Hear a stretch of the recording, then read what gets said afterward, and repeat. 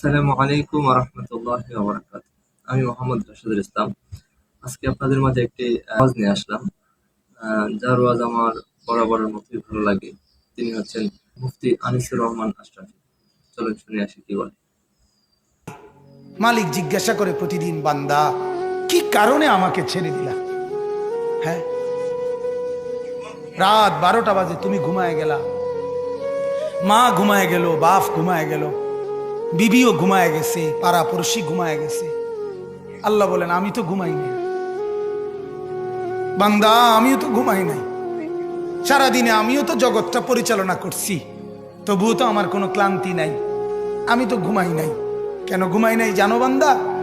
রাতের 2টা বাজে যদি তোমার পেশাব করতে হয়, রাতের 3টা বাজে যদি তোমার দরজা খুলতে হয়, তখন যদি তোমাকে উঠতে হয়, আর আমি যদি ঘুমায় যাই বান্দা, তোমারে চোখ মেলে দিবে কে?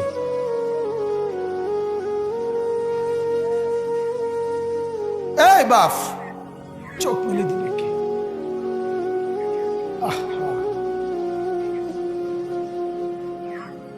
আল্লাহ আমাদেরকে মাফ করুন। কোরআনুল কারীমের মধ্যে আল্লাহ তাআলা বলছে ওয়াহুয়াল্লাযী ইয়াতাওয়াফাকুম বিল-লাইল। কোরআনে আল্লাহ বলে, বান্দা শোনো, প্রত্যেকটা মানুষকে রাত গভীরে যে ঘুম আমি দেই, সেটা ঘুম না, আমি ওয়াফাত দেই, আমি মূলত মৃত্যু দিয়ে দেই। আবার আমি দয়া করে একটা নির্দিষ্ট সময় পরে চূড়ান্ত মৃত্যু দেব বলে আমি আবার সেই হায়াত সকালবেলা যখন জাগতে শুরু হয় তখন আমি ফিরাই দেয় আল্লাহ। এমনও মানুষ আছে পৃথিবীতে, রাত্রিবেলা ঘুমাইছিল ভালো মানুষ, সকালবেলা আর জাগে নাই। আমার একজন দূরসম্পর্কীয় চাচা আছে, প্রফেসর ছিলেন, ভালো মানুষ ছিলেন, রাত্রিবেলা জলজ্জান্ত মানুষ ঘুমাইছে, সকালবেলা আর দরজা খুলে দেখছে ওই মানুষটা জীবিত ছিল না, মারা গেছে। হতে পারে না? হতে পারে কিনা বলেন না? তাইলে বছরের পর বছর, মাসের পর মাস, এই বাপ, বাহিরের কারো চিন্তা করে বাদ দেন। আপনারা যারা বসছেন, আপনাকে বলছি, আপনি কষ্ট করে বসছেন, রাতের 12টা বাজে, রাতের 12টা বাজে, এত কষ্ট করে বসছেন, বিনিময়ে একটু ভাবেন, একটু ভাবেন, অনুরোধ আমার, একটু ভাবেন। আজ মাঝে মাঝে মন চায় আল্লাহর বান্দা মুসলমানদেরকে বুকে জড়ায় ধরে কাঁদি যে বাপ কেন এত ভুল করছেন, আল্লাহকে কেন এত নারাজ করছেন? যার বিবি বেপর্দা, আপনি আল্লাহকে কত পরিমাণ নারাজ করাচ্ছেন। যার স্ত্রী, যার মেয়ে বেপর্দা, আপনি আল্লাহকে কি পরিমাণ নারাজ করছেন বলেন?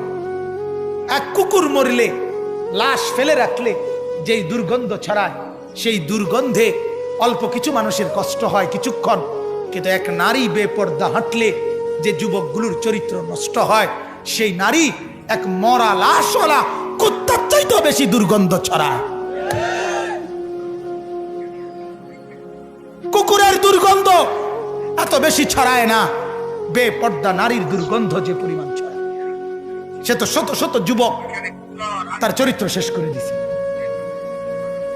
এই সিনেমার নায়িকা নর্তকীরা উলঙ্গ আর ছবি আর বিবস্ত্র ছবি আর নাচ গানের এই ফুর্তি দেখিয়ে এরা হাজারো যুবকের চরিত্র গঠন করে না নষ্ট করে?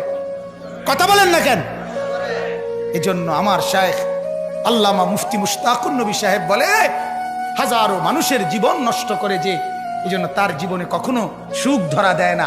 এজন্য এই পৃথিবীর জরিফ এটা, আপনি জরিফ চালায়া দেখেন, যত সিনেমার নায়ক নায়িকা, এদের জীবনের মতো দুঃখী জীবন, ব্যক্তি জীবনের মতো কষ্টের জীবন আর কারো নাই। আপনি খবর লাগান, আপনি খবর লাগান, এদের মতো লাঞ্ছনা।